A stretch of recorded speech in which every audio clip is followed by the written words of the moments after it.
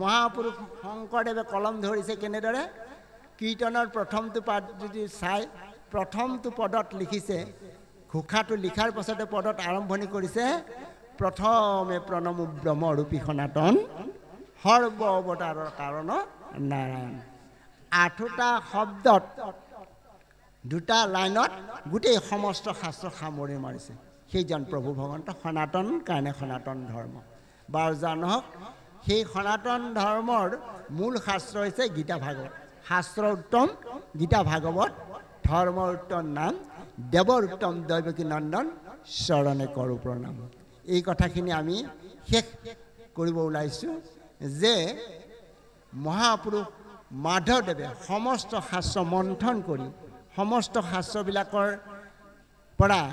কি দিলে পৃথিৱী মধ্যত আছে যতেক শাস্ত্ৰ ইয়াৰ সিদ্ধান্ত আছে ঘোষাৰ মধ্যত পৃথিৱীত যিমানবোৰ শাস্ত্ৰ আছে সকলো শাস্ত্ৰৰ সিদ্ধান্ত ঘোষাত পাব ঘোষাৰ সিদ্ধান্তৰে সিদ্ধান্ত দিব নোৱাৰিলে নানা ধৰণৰ কাহিনী নানা ধৰণৰ পুৰাণৰ কথা কৈ মানে ক'ব গ'লে নহ'ব সিদ্ধান্ত দিব গ'লে ঘোষাৰ পৰা দিব লাগিব এই ঘোষাৰ পৰা দিব যাওঁতে তেওঁ গোটেই শাস্ত্ৰ মন্থন কৰি এজোকা ঘোষাৰে আমাৰ তত্ত্বটো প্ৰকাশ কৰিছে আমি কেনেদৰে ধৰ্ম পালন কৰিব লাগিব প্ৰথম ঈশ্বৰক পৰিচয় কৰাই দিছে সেইজন পৰিচয় কৃষ্ণক পৰিচয় কৰাই দিছে কৃষ্ণ একদেৱ দুখহাৰী কাল মায়াদিৰ অধিকাৰী কৃষ্ণ বিনে শ্ৰেষ্ঠ দেৱ নাহি নাহি ইয়াৰ সৃষ্টি স্থিতি অন্তকাৰী দেৱ তান্ত বিনে নাহি কিয় জানিবা বিষ্ণুকে সমস্ত জগতে খাৰ এক কৃষ্ণক আমাক পৰিচয় কৰাই দিলে নহয় জানো তাৰপিছত সেই কৃষ্ণজনক পাবৰ কাৰণে আমাৰ মানুহৰ শাস্ত্ৰৰ ওপৰত গুৰুত্ব দিব দিছে কৰ্মৰ ওপৰত গুৰুত্ব দিছে দেৱতাৰ ওপৰত গুৰুত্ব দিব দিছে মন্ত্ৰৰ ওপৰত গুৰুত্ব দিছে সেই গোটেইখিনি কথা এজোকা ঘোষাত সামৰি মাৰিছে ঐ একেখেনি মাত্ৰ শাস্ত্ৰনিষ্ঠ দয়কী নন্দনে কৈলা যাক দেৱো একমাত্ৰ দৈৱকী দেৱীৰ সুত দৈৱকী পুত্ৰৰ পদসেৱা কৰ্ম একমানে এহি মাত্ৰ মন্ত্ৰ একতান নাম মাত্ৰয়দভূত চাওক শাস্ত্ৰ এখন যিখন প্ৰভু ভগৱন্তৰ নিজ মুখেৰে প্ৰকাশ হৈছে সেই আদি সত্য যুগত মানে সত্য যুগত সৃষ্টি কৰিবৰ কাৰণে মানস কৰোঁতে পদ্মকল্পত শ্ৰীনাৰায়ণে 4 শ্লোকত ভাগৱত দিছিল নহয় জানো আৰু সেই একেখন ভাগৱতকে আমাক মানে দাপৰ যুগত প্ৰভু ভগৱন্তই অন্তিম সময়ত শেষত এই ভাগৱত কৈ গৈছে সেই অন্তিম সময়ত এই ভাগৱত উদ্ধৱৰ ওচৰত দিছে আৰু সেইজন পৰম একান্ত সাধু মহামহন্ত উদ্ধৱৰ যেতিয়া গোটেই কথাখিনি কৈ ভাগৱত তত্ত্ব কথা কৈ বিদায় ল'ব খুজিছিল সেই সময়তেই উদ্ধৱ মহন্তই কাতৰভাৱে কান্দি কান্দি ব্যাকুল হৈছিল আৰু কৈছিল প্ৰভু তুমি মোক থৈ যাব নোৱাৰা মোক লৈ যাব লাগিব মই মৰি থাকিম প্ৰভু নানান ধৰণৰ কাকুতি প্ৰাৰ্থনাত প্ৰভু ভগৱন্তই কৈছিল উদ্ধৱ তুমি আমি দুই গ'লে অমংগল হ'ব ভূমি ভাৰ ৰক্ষা নহ'ব গতিকে তুমি যাব নোৱাৰা মই যাওঁ তুমি থাকিব লাগিব কিয় থলে ভগৱন্তই ভকতক ভগৱন্তই জানে যে মই থাকিলে নাম প্ৰচাৰ নহ'ব মোৰ নাম প্ৰচাৰ কোনে কৰে মোৰ নাম ভকতে প্ৰচাৰ কৰে মোৰ নাম শ্ৰৱণ কীৰ্তন কৰে ভকতে কৰে আৰু শ্ৰৱণ কীৰ্তনৰ দ্বাৰাহে জগত উদ্ধাৰ হয় গতিকে মোতকৈ ভকত ডাঙৰ এতিয়া শ্ৰেষ্ঠজনক থৈ গ'ল আপোনালোকে জানে ভকত শ্ৰেষ্ঠ বুলি গীতাটো কৈছে ভাগৱততো কৈছে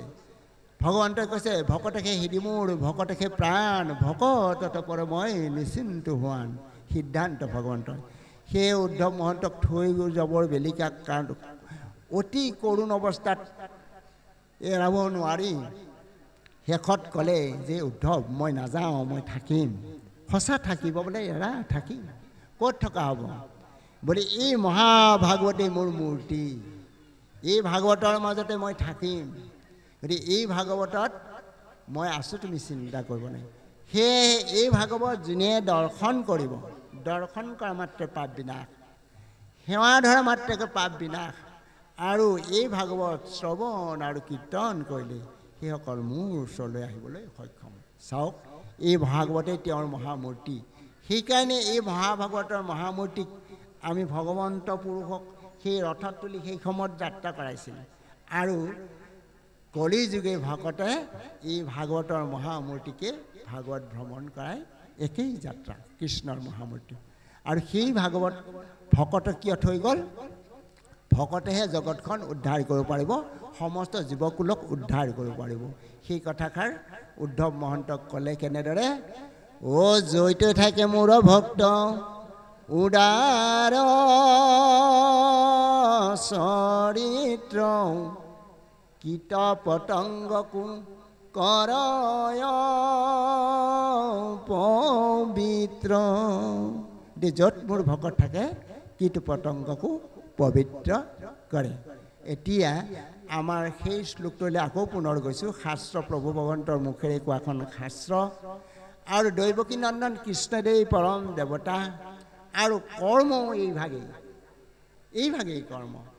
আজি আমি যিখিনি শ্ৰৱণ কীৰ্তন কৰিছোঁ, ঈশ্বৰৰ কৰ্মখিনি হ'ল কৰ্ম। বাকীবোৰ কৰ্ম নহয় নেকি? বাকীবোৰ জাগতিক দেশত মানুহে এটা কথা কয়, কৰ্মই ধৰ্ম। কৰ্ম ধৰ্ম হ'লে আৰু ধৰ্ম কৰিব নালাগিলহেঁতেন। কৰ্ম ধৰ্ম হয়, কৰ্ম যদি কি হয়? ভগৱন্তৰ লগত যোগ দিয়া হয়। কৰ্মযোগ। কৰ্মযোগ মানে কি? যোগ মানে কি? কাক যোগ দিব দিছে? কৰ্মযোগ, জ্ঞান যোগ, সাংখ্য যোগ, ভক্তি যোগ, মুখ্য যোগ। এই যোগটো কোন যোগ? কাক যোগ কৰিব দিছে? সেইজন পৰম ভগৱন্ত পুৰুষ য'ত যোগ হৈ থকা নাই, সেই কৰ্ম বেয়াও হ'ব পাৰে। ভগৱন্ত পুৰুষক যোগ দিয়াৰ লগে লগে কৰ্ম কেতিয়াও বেয়া হ'বনে বাৰু? পৰমাত্মাৰ চিন্তন কৰি কৰা কৰ্ম কেতিয়াও বেয়া হ'ব নোৱাৰে, সৎকৰ্মই হ'ব লাগিব। গতিকে সেইকাৰণে ঈশ্বৰক নিচিনি কৰা কৰ্মটো বেয়া কৰ্মও হয়, নহয় জানো? জগততো আমি নানান ধৰণৰ কৰ্ম কৰিছোঁ। কোনোবাই ভাল কৰ্মৰে উপাৰ্জন কৰি দুখন হাতেৰে উপাৰ্জন কৰিছে, আৰু কোনোবাই বেয়া কৰ্ম কৰি পেলাই এই দুখন হাতেৰে উপাৰ্জন কৰিছে। গতিকে প্ৰভুসকল, কৰ্মই ধৰ্ম হ'ব নোৱাৰে। গতিকে ধৰ্ম কৰিবই লাগিব, পদসেৱা কৰিব লাগিব। এতিয়া কৰ্ম বুলি জাগতিক কৰ্মবিলাকক কৰ্ম বুলি কোৱা নাই। আমি জাগতিক যিবিলাক কৰ্ম আছে, কোনোবাই চাকৰি কৰে, কোনোবাই ব্যৱসায় কৰে, কোনোবাই খেতি কৰে, যিয়ে কৰ্ম নকৰক সেই কাৰ্য বুলি কৈছে। আচলতে কাৰ্য। মহাপুৰুষ মাধৱদেৱ ঘোষাত লিখিছে, মাধৱ মাধৱ নাম বচনত সুমৰ, মাধৱ মাধৱ হৃদয়ত নিৰন্তৰে সাধু হবি, মাধৱ মাধৱ নাম উচ্চৰ সমস্ত কাৰ্যত। এয়া কাৰ্য। আৰু কৰ্মত এইখিনি আচল প্ৰকৃত কৰ্ম। এই যে আজি 8টা অনুষ্ঠানে একেলগে হৈ একেলগে সমন্বয়ৰ যিটো সৃষ্টি কৰিলে, যি সমন্বয় সৃষ্টি কৰি একেলগে মহাভাগৱত শ্ৰৱণ কীৰ্তন কৰাৰ ব্যৱস্থা কৰিলে, সঁচাকৈ ভগৱন্ত আপোনাসৱৰ প্ৰতি সুপ্ৰসন্ন। আজি আমি যিমানেই ধৰ্ম নকৰোঁ, আমাৰ যদি সমন্বয়ৰ ব্যৱস্থা নাই, হিংসাবাদ থাকে, সি কেতিয়াও ধৰ্ম হ'ব নোৱাৰে। পাৰিবনে প্ৰভুসকল? য'ত ধৰ্মত হিংসা থাকে সেয়া ধৰ্ম হ'ব নোৱাৰে। য'ত কি থাকিব লাগিব? প্ৰেম। য'ত প্ৰেম আছে তাতেই কি আছে? আনন্দ আছে। আৰু প্ৰেম আৰু আনন্দৰ মাজতে ভগৱন্ত প্ৰভু থাকে। সেইকাৰণে ভক্তি শব্দত যদি চাই, ভজ মানে ভজা, তৃণ মানে প্ৰেম, প্ৰেমেৰে ভজা, প্ৰেমেৰে ভজাটোহে ভক্তি। এনে ভক্তি হ'ব নোৱাৰে। য'ত প্ৰেম নাই সি ভক্তি হ'ব নোৱাৰে। আৰু য'ত প্ৰেম আছে তাত আনন্দ আছে। য'ত আনন্দ আছে পৰম প্ৰভু ভগৱন্ত আছে। য'ত আনন্দ আছে তাত ভগৱন্ত। ইয়াত ভগৱন্ত বিৰাজমান, নহয়নে বাৰু? বিৰাজমান। ইয়াত যে বিৰাজমান সিদ্ধান্ত দিছে ঘোষাৰ 4 নম্বৰ শ্লোকত। ঘোষাৰ 4 নং ঘোষাই সিদ্ধান্ত দিছে, একান্ত ভকত হয়, একান্ত ভকত হবে নিৰ্গুণ কৃষ্ণৰ গুণ, অগাৱে সদা বসিয়া যথাত, বৈকুণ্ঠ কপুৰী হৰি যোগীৰ হৃদয় এৰি, ও থাকা হৰি সাক্ষাতে তথাত। সাক্ষাৎ ইয়াত ভগৱন্ত আছে। ইয়াত সেৱা ধৰা মাত্ৰকেই সমস্ত দুৰ্বাসনা আমাৰ ইয়াত নাইকিয়া হ'ব। অকল ইয়াত নহয়, আপোনাৰবোৰ শব্দ যিমান দূৰলৈকে গৈছে কীট পতংগ বায়ুমণ্ডল শুদ্ধিত হৈ গৈছে। এই বায়ুমণ্ডল একে ঠাইত থকা নাই, এই বায়ুমণ্ডল গোটেই বিশ্বমণ্ডল ঘূৰি আছে। তেতিয়াহ'লে চাওক, মানে জগতত শব্দ ব্ৰহ্মই মানে বেয়া শব্দই দূষিত কৰি আছে বায়ুমণ্ডল, শব্দৰ ক্ষয় নাই। তে এই দূষিত শব্দবিলাকক শুদ্ধ শব্দই, কৃষ্ণ শব্দই, ভাগৱত শব্দই সেই দূষিত শব্দবিলাকক বিনাশ কৰা। এই মহাভাগৱতৰ মাধ্যমেদি পৃথিৱীৰ সকলো বায়ুমণ্ডল শব্দ ব্ৰহ্মই প্ৰকাশ হৈ থকা সেই বেয়া শব্দবোৰ বিনাশ কৰি শুদ্ধ শব্দই, কৃষ্ণ শব্দই, ভাগৱত শব্দই এই মহাভাগৱতৰ প্ৰতিটো শ্লোকে পদে কি কৰিছে, গোটেই জগতখনক শুদ্ধ কৰিছে। এই ভাগৱতে ধৰি আছে প্ৰভুসকল, সমস্তকে কল্যাণ কৰিছে। আপোনালোকৰ মাধ্যমেদি আজি জগতৰ কল্যাণৰ কাৰণে আপোনালোকে কৃপা কৰিছে, সমস্ত জগতৰ কৃপাৰ কাৰণে কৃষ্ণ। এতিয়া এই ভাগৱতৰ আজি দশম স্কন্ধৰ কথা কৈ আছিলোঁ আমি। এই দশম স্কন্ধত 90টা অধ্যায়ত মহাপুৰুষ শংকৰদেৱ গুৰুজনাই গোটেই ভাগৱতখনৰ কি বুলি কৈছে, এইখিনিক লীলা বুলি কৈছে। দশম স্কন্ধক লীলা বুলি কৈছে। আৰু এই দশম স্কন্ধক গোটেই লীলাখিনিৰ পৰা 90টা অধ্যায়ৰ পৰা মহাপুৰুষ শংকৰদেৱে 7টা অধ্যায়ত পৰিণত কৰিলে কি, লীলামালা নহয় জানো? লীলামালা, মালা দুভাগ গাঁঠিছে নহয় গুৰুজনাই। এই ভাগক কি কৰিলে, দশম স্কন্ধৰ ভাগক লীলামালা। আৰু 12 স্কন্ধ ভাগৱতৰ 335টা অধ্যায়ক একেলগে কৰি গোটেইখিনিৰ পৰা 6টা অধ্যায়ত মালা গাঁঠিলে, সেই ভাগ হ'ল গুণমালা। সেই ভাগ গুণমালা,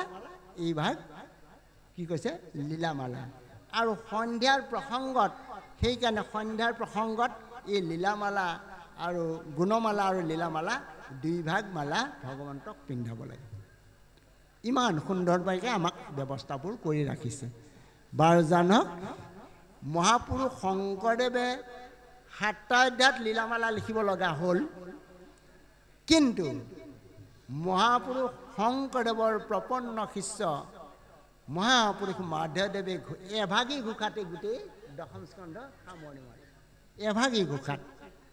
এভাগী ঘোষাতে সামৰণি মাৰিছে। সেই ঘোষাভাগ হৈছে, অ পৰম দুৰ্বুদ্ধ আত্মা তত্ত্ব, তাৰ জ্ঞানে অৰ্থে হৰিযত, অ লীলা অৱতাৰ ধৰা তুমি কৃপাময়, তাহান চৰিত্ৰ সুধা সিন্ধু,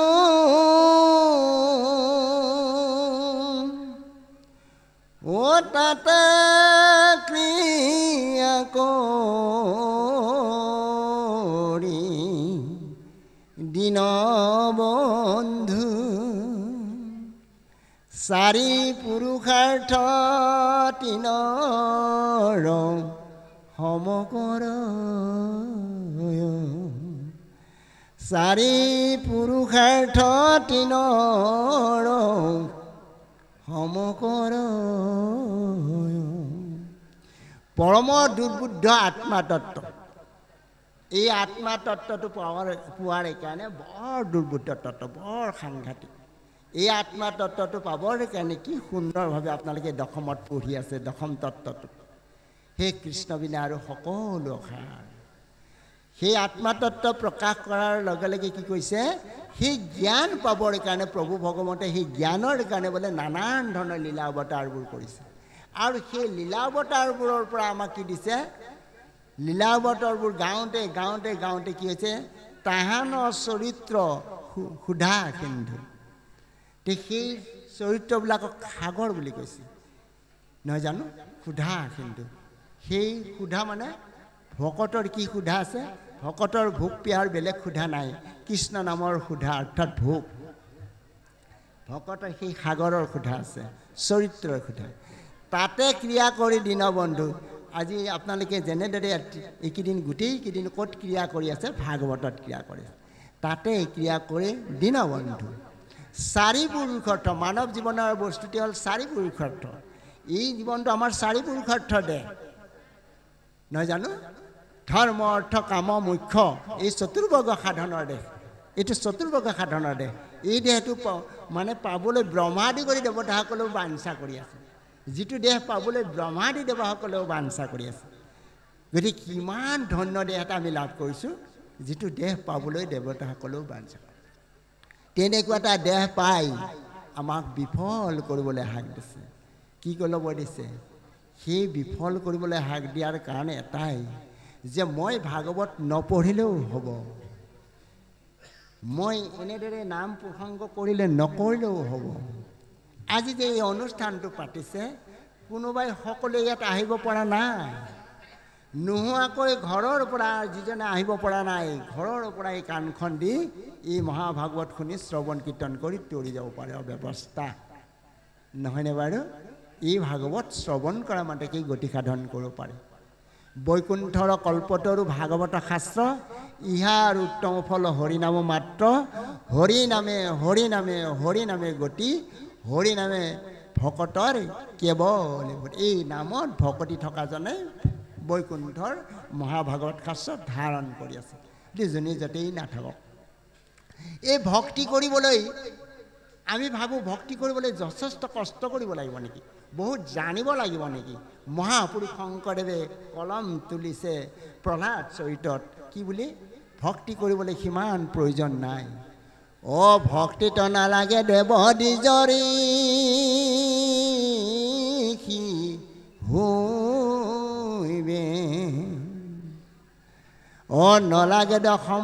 নলাগে সম্বোধ শাস্ত্ৰ বিস্তৰ জানিবে তপ জপ জাগ যোগ হবে বিৰম্বন কেৱল ভক্তিতে তুষ্ট হন্ত নাৰায়ণ কৃষ্ণ চাওক ভক্তিটো এনেকুৱা মই ভালকৈ গাব নোৱাৰোঁ মোৰ পদেটি মুখস্থ নাই কিন্তু দূৰৰ পৰাই ভকতক সেৱা জনাই কৈছোঁ কৃষ্ণ বৰ শুদ্ধ কাম কৰিছে দেই সেৱা ভাগ জনাই দিছোঁ কৃষ্ণ সেইজনে নিচিনা আৰু নিৰ্মল ভকত আছেনে কৰবাৰ বাৰু শাস্ত্ৰই সিদ্ধান্ত দিছে য'ত ভগৱন্তৰ গুণানুকীৰ্তন শ্ৰৱণ কীৰ্তন হৈ থাকে তালৈ যদি এবাৰ সেৱা জনোৱা হৈছে সেইজনৰ আৰু বেছি কৰিবলগীয়া প্ৰয়োজন নাই আপোনালোকে নাভাবিব কণ শিশুসকলেও আজি এই অনুষ্ঠানৰ মাধ্যমেদি একান্ত চিটে যদি এবাৰ সেৱা ধৰিছে আৰু আমি জ্যেষ্ঠ হৈ যদি চিটটো ক'ৰবাত আছে ধৰিব লগা কাৰণে ধৰিছোঁ নহ'ব চিটটো যদি সমৰ্পণ কৰা হৈছে সেই শিশুটো লাভ কৰিব কি কেনেকৈ কৈছে স্ত্ৰী ক্ষুদ্ৰ কৰে যদি আমাৰ ভকতি তাকো কহিবা এইটো জ্ঞান মহামতি এয়া ভাগৱত ধৰ্মৰ কথা আৰু বেলেগকৈ আমাক কোৱা নাই এই ভাগৱতৰ দশম স্কন্ধৰ এটা শ্লোকতে আমি আচলতে ভাগৱতখনৰ সামৰণি মাৰিছোঁ ঠিক মহাপুৰুষে গীতাখনে মহাপুৰুষ শংকৰদেৱে গীতাখনক এভাগ শ্লোকতে সামৰি মাৰিছে মাত্ৰ এভাগ শ্লোকতে গোটেই সামৰি মাৰিছে কেনেকৈ মাৰিছে ভগৱন্ত ভক্তিযুক্ত এ পুৰুষৰ আত্মা বোধ মাধৱৰ প্ৰসাদে মিলয় কৃষ্ণৰ কৃপাত গুচয় সংসাৰ ভয় এই মানে গীতাৰ নিৰ্ণয় ৰাম এই মানে গীতাৰ নিৰ্ণয় ভগৱন্ত ক'ত যোগ হৈ আছে ভক্তিৰ লগতহে সম্বন্ধ হৈ আছে এইকাৰণে ভক্তি কৰিব লাগিব প্ৰভুসকল ভগৱন্ত ভক্তিযুক্ত ভক্তিৰ লগত যোগ হৈ আছে পুৰুষৰ আত্মাবোধ পুৰুষ বুলি কওঁতে আইসকলে ভাবিব পাৰে এই পুৰুষসকলৰহে কথা কৈছে আমাৰতো কথা কোৱা নাই পুৰুষ মানে কি বাৰু পুৰুষ মানে জীৱ তে আইসকলৰ জীৱটো আমাৰ জীৱটো পুৰুষ জীৱটো পুৰুষ কিয় জীৱটো পুৰুষ পৰম পুৰুষৰ অংশ প্ৰভু ভগৱন্তৰ অংশ জীৱসমূহ প্ৰভু ভগৱন্তৰ অংশ তে প্ৰভু ভগৱন্ত যদি পৰম পুৰুষ হয় জীৱটো পুৰুষ সেইকাৰণে কৈছে পুৰুষৰ আত্মবোধ অৰ্থাৎ জীৱৰ আত্মাত বোধ হ'ব লাগিব সকলোকে কৈছে ইয়াত আইসকলৰ কাৰণে বাপাসকলৰ কাৰণে বেলেগকৈ কোৱা নাই আৰু ভকতি নহয় আইসকলো ভকত আমিও ভকত মানে জীৱহে ভকত দেহ হিচাপে আইসকলো প্ৰকৃতি আমিও প্ৰকৃতি এই ভাগৱত তত্ত্ব আইসকলো প্ৰকৃতি আমিও প্ৰকৃতি এনে দেখাচাৰ হিচাপে জগতত আমাক পুৰুষ প্ৰকৃতি দেখুৱাইছে কিন্তু আমি কি প্ৰকৃতি আমি প্ৰকৃতি সমস্তই প্ৰকৃতি চৰাচৰ জগতখন প্ৰকৃতি মাত্ৰ পুৰুষ এজন নহয় জানো ইমান ধুনীয়াকৈ ভাগৱত তত্ত্ববিলাকৰ কথা প্ৰকাশ কৰিছে প্ৰভুসকল আপোনালোকে জানে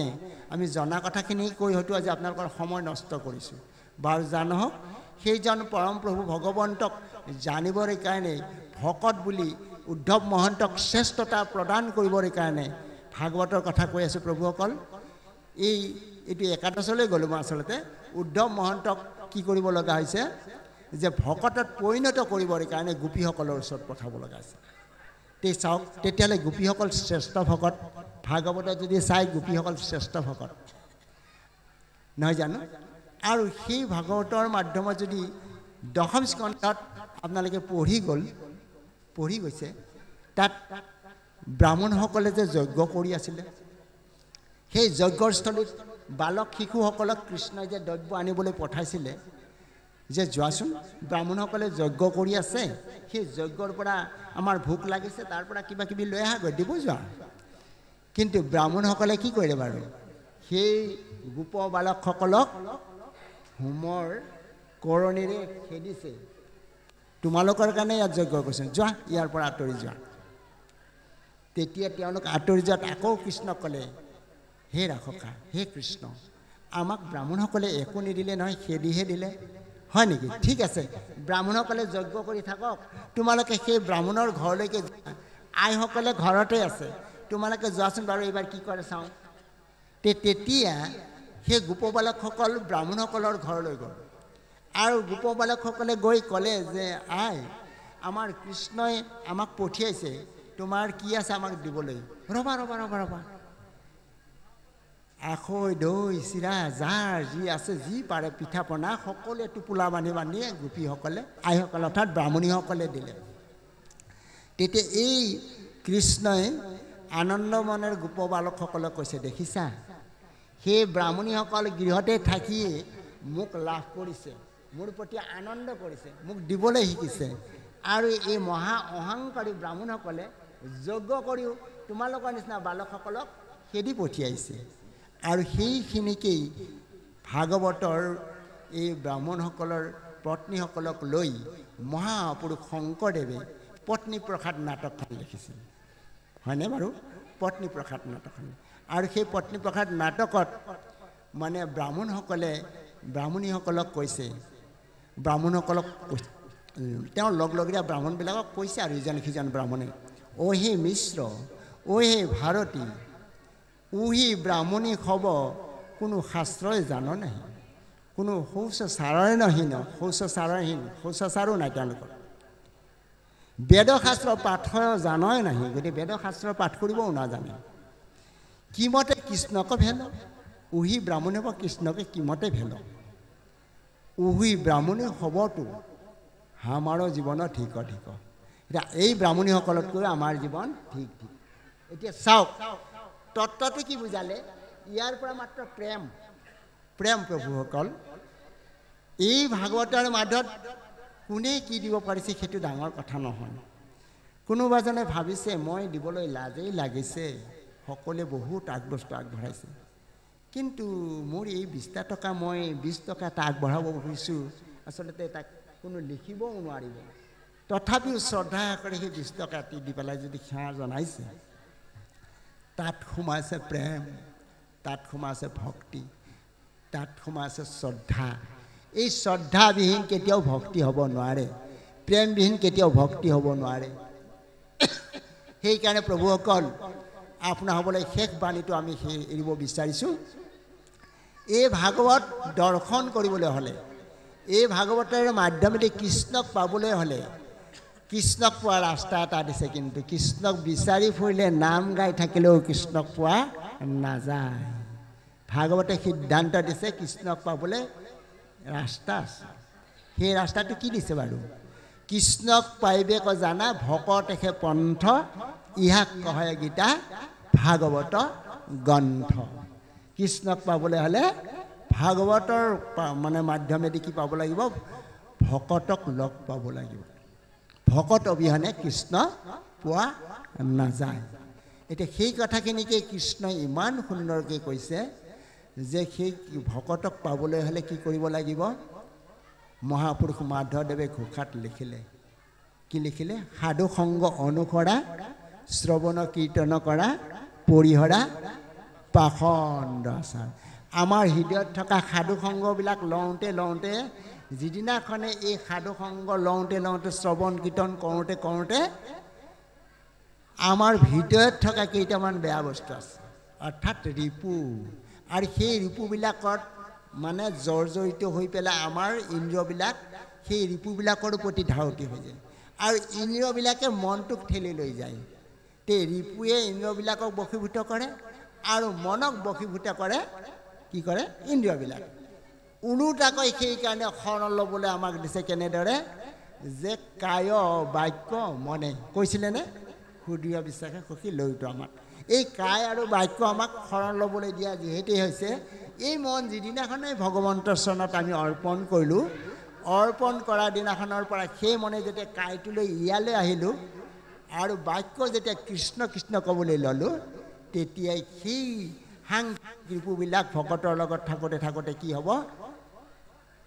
আজি আৰু কালি কৰি আঁতৰ হৈ যায় আৰু ৰিপু যিদিনাখনেই আঁতৰ হয় এই দেহখন সেইদিনাখনেই পবিত্ৰ হৈ পৰে ভাগৱতৰ দ্বিতীয় শ্লোকটোত এই কথাখিনি কৈছে ভাগৱতৰ প্ৰথম স্কন্ধৰ দ্বিতীয় শ্লোকটোত লিখিছে নমো নমো মধু মুৰাৰী পুম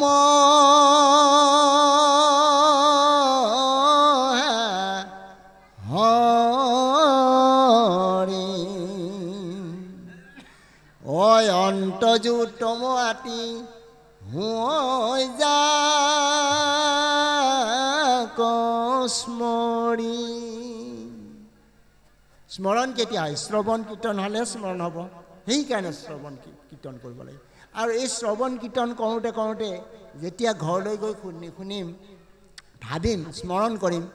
যে যোৱাকালিৰ পৰা আজিলৈকে আমি ভাগৱত শুনিলোঁ এই কথাখিনি মই তেনেদৰে হ'ব পৰা নাই দেখোন হে প্ৰভু এই এবাৰ যে স্মৰণ কৰোঁ এই স্মৰণে আমাৰ কি হ'ব তেতিয়ালৈকে মই অন্তৰ্জ হৈ থাকোঁ যেতিয়ালৈকে আমাৰ ৰিপুবিলাকে আমাক কাম কৰা থাকে তেতিয়ালৈকে অন্তৰ্জ তেওঁ শ্লোকটোৰ বিষয়বস্তুটো কৈছে নমো নমো মধু মোৰ নামৰ দত্তক বধ কৰিবৰ কাৰণে ভগৱন্তই মুৰাৰী নাম ল'ব হৈছে মধু নামৰ দত্তক বধ কৰিবৰ কাৰণে ভগৱন্তই অৱতাৰ ল'বলগীয়া হৈছে কিন্তু আমাৰ শৰীৰত থকা ৰিপুবিলাকক মাৰিবৰ কাৰণে ভগৱন্ত অৱতাৰ নলয় আমাৰ শৰীৰত থকা ৰিপুবিলাক মাৰিবৰ কাৰণে কি কৰিব লাগিব এনেদৰে সাধু সংগ লওঁতে এই শ্ৰৱণ কীৰ্তন কৰোঁতে সেই ৰিপুবিলাক অট'মেটিক নাইকিয়া শ্ৰৱণ কীৰ্তন কৰা পৰিহৰা পাখণ্ড যেতিয়ালৈকে তেতিয়ালৈকে আমি অন্তজ হয়নে নাই বাৰু অন্তজ জাতি গৌৰৱত আছে নেকি প্ৰভুসকল জাতি বুলিতো অন্ত জাতি নাই অন্ত জাতি থাকিলে বিশাল বিশাল কামবোৰ ভাগৱতত অন্তজাতিয়ে কৰিছে নে নাই বাৰু ভকতৰ মাজত এই কি কয় জাম্বৱন্ত ভকত নহয় জানো তেতা যুগত হনুমান ভকত আৰু ৰাক্ষস বংশৰ পৰা বিভীষণ ভকত ৰাক্ষসৰ পৰাহে দেখোন ভকত হ'ল নহয় জানো দেই প্ৰভুসকল ঠিক তেনেকৈ দাপৰ যুগত উদ্ধৱ মহন্ত ভকত বিদুৰ দাসীপুত্ৰ হৈও দেখোন ভকত এতিয়া কথাটো হ'ল কি ভকত হ'বৰ কাৰণে কোনো উচ্চ জাত কুলত জন্ম গ্ৰহণ কৰিব নালাগে গতিকে ইয়াত কোনো কাৰণতে লিখা নাই অন্তজ সেইজনহে যেতিয়ালৈকে আমাক ৰিপুৱে অতি নকৰিবলৈ নিষ্কৃষ্ট কামো আমি কৰোঁ তেতিয়ালৈকে আমি অন্তজ আৰু যিদিনাখনৰ পৰা আমি জ্ঞানৰ উদ্ভৱ হৈ ভকতি কৰিবলৈ লওঁ ভকতিয়ে কি কয় ভকতি কি কৰিব পবিত্ৰ কৰাব পবিত্ৰ আৰু পবিত্ৰ মহাপবিত্ৰ কৰিব আৰু পবিত্ৰ হোৱাৰ লগে ভগৱন্ত হৃদয়ত বাঁহ ল'ব ভগৱন্ত যিখন হৃদয়ত বাঁহ লৈ আছে সেইজনৰ দ্বাৰা কিবা অপবিত্ৰ কাম হ'ব জানো ভগৱন্তই আনন্দ দিয়া মানে ভকতেও আনন্দ দিব সেইকাৰণেই কৈছে শাস্ত্ৰত সিদ্ধান্ত দিছে ভাগৱতে ভগৱন্তই কৈছে মোক পোৱাতকৈ ভকতৰ সংগ লাভ কৰা ভকতক পালে মোক এনেই পাবা গতিকে সেইকাৰণে কৈছে মোৰ ভকতক পাই নকৰে হৰিক মোক পাই কৰিবে কি যিসকলে মোৰ ভকতক পাই আনন্দ কৰিব নাজানে মোৰ ভকতক পাই যদি আনন্দ কৰিব নোৱাৰে ভক্তি কৰিব নোৱাৰে মোক পাই মোক কি কৰিব মইতো একো কৰি দিব নোৱাৰোঁ সিদ্ধান্ত দিছে যি নহওক প্ৰভুসকল এই ভকতক ভগৱন্তক পাবৰ কাৰণে শেষ সিদ্ধান্ত মহাপুৰুষ মাধৱদেৱে ঘোষাত লিখিলে কেনেদৰে জানেনে ও পৰমেশ্বৰ দেৱ কৃষ্ণক ন পাই লাগ ও তপ জপ জাগ গদানে একান্ত ভক্তৰ পদৰ অনুশুদ্ধে মাথে অভিষেক নকৰ মানে কি বুলি ক'লে যে সেই কৃষ্ণক কেতিয়াও লগ পোৱা নাযাব তপ জপ জাগ জগৰেও পোৱা নাযাব কেনেদৰে পাব ভকতৰ মানে চৰণৰ ৰেণু যেতিয়ালৈকে শিৰত ল'ব নোৱাৰে তেতিয়ালৈকে ভগৱন্তক পোৱা নাযাব ভগৱন্তই সেই আদৰ্শ আমাক নিজেই দেখুৱাই থৈ গৈছে নাইনে প্ৰভুসকল অলপ আগতে আপোনালোকে পাইছে ৰাজকোষ যজ্ঞ হৈ গৈছে আপোনালোকে পঢ়ি আছিল সেই ৰাজকোষ যজ্ঞত চৰণ কোনে ধোৱালে চৰণ কোনে ধুৱাইছে ভগৱন্ত কৃষ্ণই নিজে চৰণ ধুৱাইছে নাই নহয় বাৰু আৰু এই অলপ আগতে আপোনালোকে পঢ়ি গৈছে মই যদিও তাত আছোঁ কাণখন ইয়াতে আছে তাত আপোনালোকে পঢ়ি গৈছে বিপ্ৰ দামোদৰৰ কথা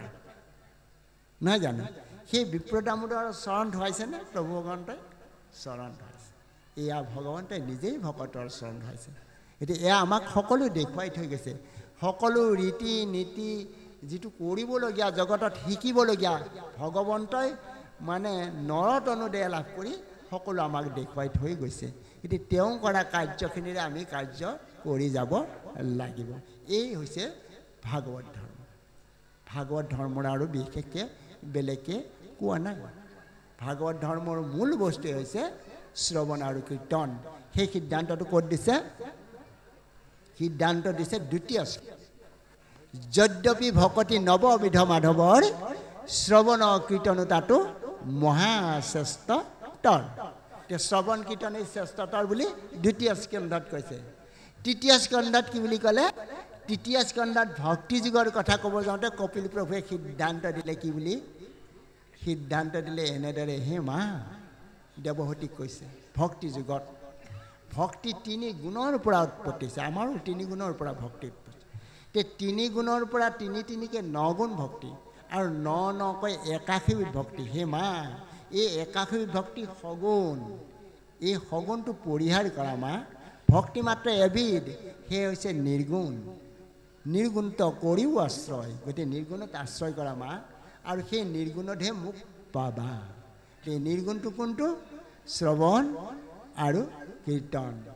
নামত আশ্ৰয় ল'ব লাগিব বাৰু জানক এই তৃতীয় স্কন্ধ চতুৰ্থ স্কন্ধত আমাৰ চতুৰ্বৰ্গ সাধন কৰিব লাগিব এতিয়া তৃতীয় স্কন্ধত 3 গুণময়টো ভক্তি লৈ নিব লাগিব ভক্তি 3 গুণতকৈ নিৰ্গুণ হ'ব লাগিব 3 গুণত থাকিলে নাপাব নহয় জানো 3 গুণময় ভক্তিৰে আমি নাপাওঁ নিৰ্গুণ হ'ব লাগিব সেই কথাখিনি মহাপুৰুষে মানে বৰগীততো লিখিছে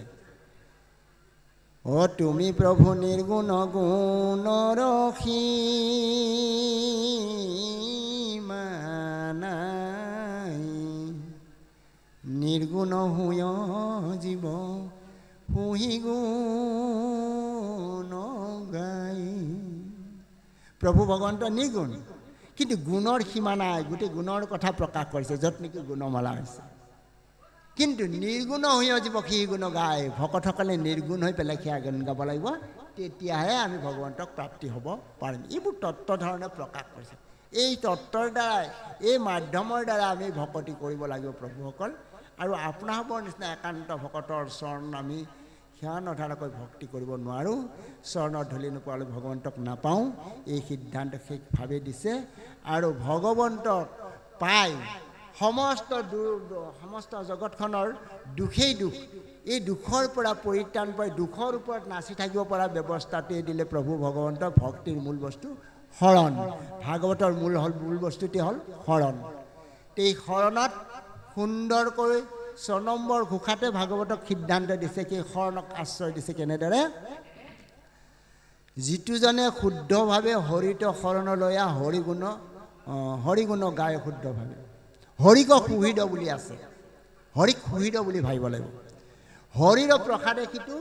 বিঘ্নিৰ মুণ্ডত ভৰি দিয়া হৰি গুণ গায়া নাচে আপোনাৰ সকলো আহুকাল শেষ হ'ব ভগৱন্তৰ দুখানি পদ্মত কায় বাক্য মানে এবাৰ মাত্ৰ ভাবক এই ভাৱটোৰ কাৰণে ক'তো বেলেগত ভাবিব নালাগে সময় বহুত কৰিলোঁ আপোনালোকৰ সময় নষ্ট নকৰোঁ পাঠ ধৰিব লাগিব আমি এজোকা ঘোষাৰে আৰু এভাগ কথাৰে ভাগৱতৰ কথাৰে সামৰি মাৰিম এতিয়া এজোকা ঘোষা নহয় শব্দ এটাৰে সামৰণি মাৰিম ভাগৱত এই ভাগৱত শব্দৰ অৰ্থনো আমাক কি প্ৰকাশ কৰিছে ভাগৱত যিহেতু কোৱা হৈছে ভাগৱতৰ শব্দটোৰে আমি সামৰণি মাৰিব বিচাৰিছোঁ তে ভটোৱে কৈছে ভ কাৰণ ভাবুক গ কাৰণ জ্ঞান উদ্ভৱম ব কাৰণ বৈষ্ণৱ জ্ঞানম ত কাৰণ তত্ত্ব দৰ্শনম এই কথাখিনিকে আপুনি বহলকৈ ভাবিব লাগিব ভটোৱে সিদ্ধান্ত দিছে যে আমি ক'লৈ আহিছোঁ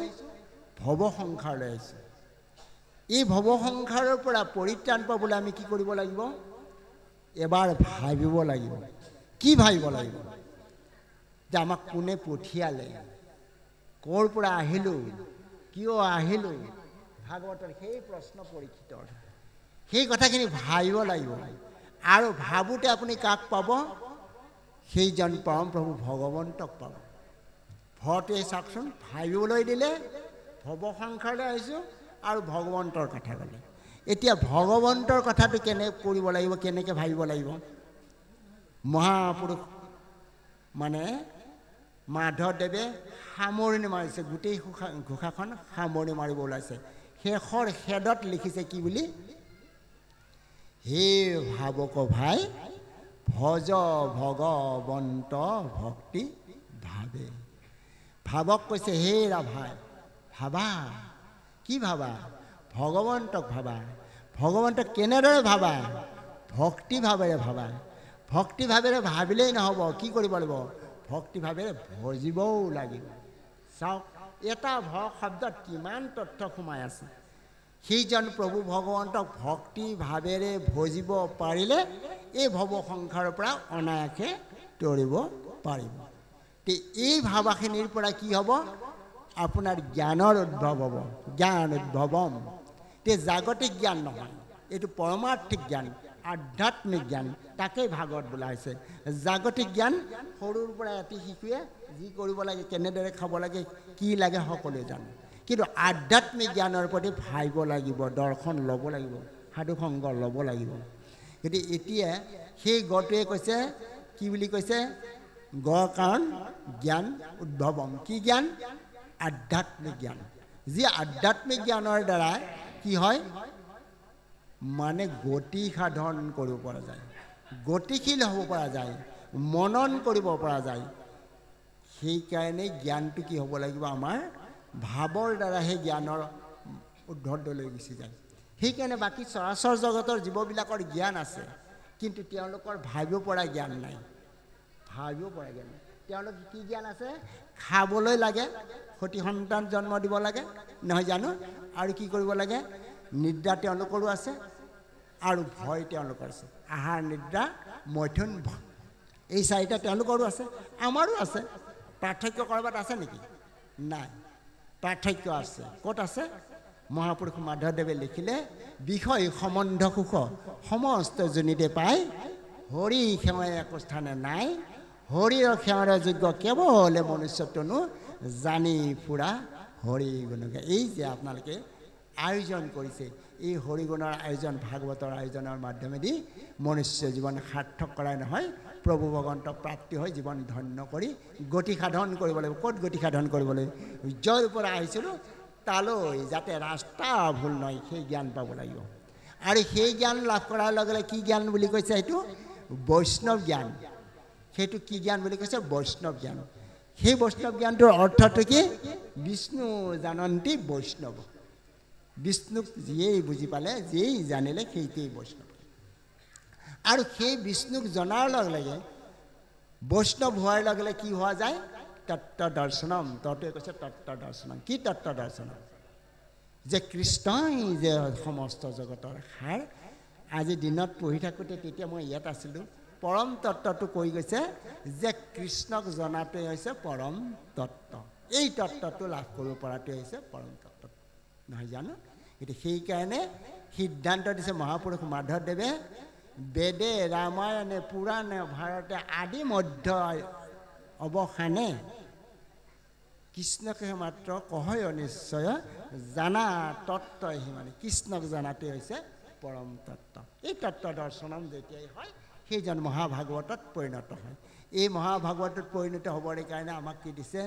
অ' বিষ্ণু ভকতৰ সংগ লয়বা প্ৰথমত,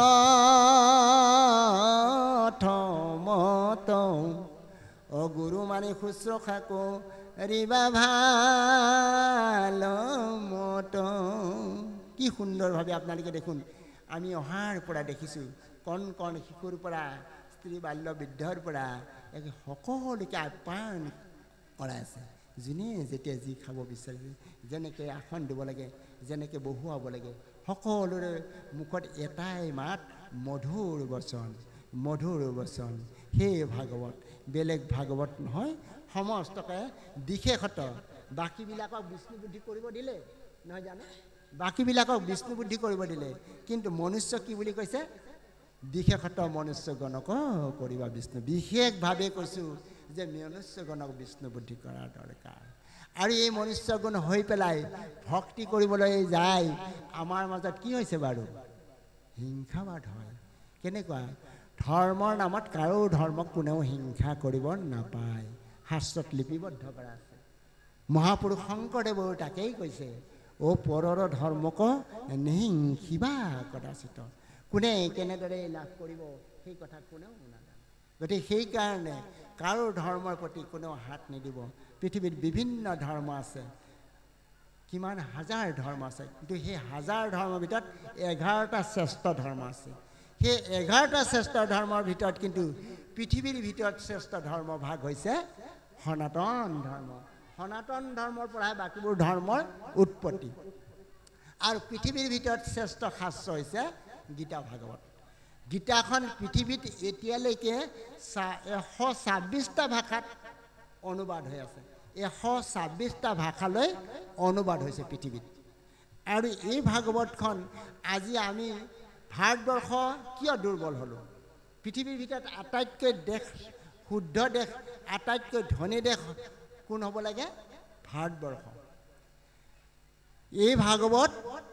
1784 চনত প্ৰথমতে ফ্ৰান্সে অনুবাদ কৰি নিছে, আৰু 1791 চনত জাপানে অনুবাদ কৰি নিছে, আৰু 1891 চনত মানে লণ্ডনে মানে অনুবাদ কৰি নিছে। আৰু তেতিয়ালৈকে আমাৰ ভাগৱত চুব নোৱাৰে। আজি কিছুদিনৰ পৰা ভাগৱত চুব পৰা হৈছে বা পঢ়িব পৰা ব্যৱস্থা হৈছে, চুব নোৱাৰে। সেই ভাগৱত নি কি কৰিলে বাৰু? পৃথিৱীৰ ভিতৰত আটাইতকৈ ধনী দেশবিলাক তেওঁলোকৰ, নহয় জানো? এই ভাগৱতৰ পুত কি আছিলে? মানে 45 কিলোমিটাৰ যুদ্ধ হৈছে কুৰুক্ষেত্ৰ ৰণত, আৰু হস্তিনাৰ পৰা সঞ্জয়ে ধৃতৰাষ্ট্ৰক কি কৈ আছে? কুৰুক্ষেত্ৰ ৰণৰ প্ৰতিটো কথা কৈ আছে। গীতাখন প্ৰথমতে 4জনে শুনিছে, গীতা 4জনে শুনিছে। কৃষ্ণই যদিও অৰ্জুনক গীতা কৈ আছে, ইফালে সেই গীতা শুনি আছে সঞ্জয়ে, আৰু সেই সঞ্জয়ে ধৃতৰাষ্ট্ৰক কৈছে। তাৰমানে একেলগে 4জন ব্যক্তি আছে, কৃষ্ণৰ লগত 3জনে সেই ভাগৱত গীতা শুনি আছে। এইবোৰ আমি তত্ত্ব লোৱা নাই। এতিয়া যি নহওক, এই ভাগৱতৰ মাজত আছিল সৌ দূৰদৰ্শন যাক আজি টিভি বুলি কৈছোঁ আমাৰ ভাৰতবৰ্ষত প্ৰথমতে আৱিষ্কাৰ হৈছিল নে বাৰু নাই হোৱা কাৰণটো কিয় কাৰণ বেলেগলৈ গ'ল পৃথিৱীৰ ভিতৰত আটাইতকৈ ডাঙৰ ডাঙৰ চিকিৎসকসকল আমাৰ অসমতে আছে ভাৰততে আছে আমাৰ বাহিৰলৈ পঢ়িবলৈ যাব লাগে কিয় এই ভাগৱত তেওঁলোকে লৈ গৈছিল কাৰণ ডাঙৰ ডাঙৰ চিকিৎসাবিলাক ক'ত হৈ আছে ভাগৱতখনত চাব আপোনালোকে তাহানিতেই অপাৰেশ্যনৰ ব্যৱস্থা ইয়াত কৰিছে ইয়াত পাব শ্ৰমিক মুনিৰ কথা কৈছে সেৱন মুনিৰ কথা পাব সেই সেৱন মুনিক অন্ধ চকু অপাৰেশ্যন কৰাৰ ব্যৱস্থা আছে সেই সেৱন মুনিক ডেকা মানে 80 বছৰীয়া মানুহজনক মানে 21 বছৰীয়া কৰি তুলিছে তেতিয়াই প্লাষ্টিক চাৰ্জাৰী ব্যৱস্থা আজি আমি বেলেগৰ পৰা অনুকৰণ কৰিবলগীয়া হৈছে আজি মিছাইলবিলাক এই ভাৰতবৰ্ষৰ মাজত অস্বস্থময় ব্ৰহ্মবাণ এৰিছে নহয় জানো এই চাওক গোটেই শাস্ত্ৰ যদি লাগে ইয়াতেই পাব গন্ধৰ্ব শাস্ত্ৰ লাগে ভাগৱতত পাব বিজ্ঞান শাস্ত্ৰ লাগে ভাগৱতত পাব নহয় জানো আৰু আপোনাক চিকিৎসা শাস্ত্ৰ লাগে ভাগৱতত পাব বিজ্ঞান শাস্ত্ৰ লাগে ভাগৱতত পাব গতিকে ভাগৱতত কি নাই আপোনাৰ গতিকে এই গোটেই ভাগৱতৰ মাজত কিমানখন শাস্ত্ৰ সোমাই আছে 14খন জ্যোতিষ শাস্ত্ৰ ভাগৱতৰ 3য় স্কন্ধত শ্ৰী বৰ্ণনাত আছে দিন গণনা কৰিব পৰা সকলোখিনি সোমাই তেতিয়াহ'লে গোটেই 14খন শাস্ত্ৰ ক'ত আছে আমি যে 14 শাস্ত্ৰ বুলি কওঁ 14 শাস্ত্ৰ ক'ত আছে বাৰু 14 শাস্ত্ৰ ভাগৱতত আছে আমি যদি শাস্ত্ৰ বুলি কওঁ তেতিয়াহ'লে 4 শাস্ত্ৰৰ কথা ক'ব লাগিব 4 শাস্ত্ৰ বুলি ক'লে কাক বুজাও যায় কীৰ্তন দশম ঘোষা ৰত্নাৱলী ইয়াক 4 শাস্ত্ৰ বুলি কয় কিন্তু 14 শাস্ত্ৰ বুলি ক'লে সেই 14 শাস্ত্ৰত থাকিব লাগিব কি থাকিব তাত জ্যোতিষ শাস্ত্ৰ থাকিব লাগিব ন্যায় শাস্ত্ৰ থাকিব ইয়াত ন্যায় শাস্ত্ৰ আছে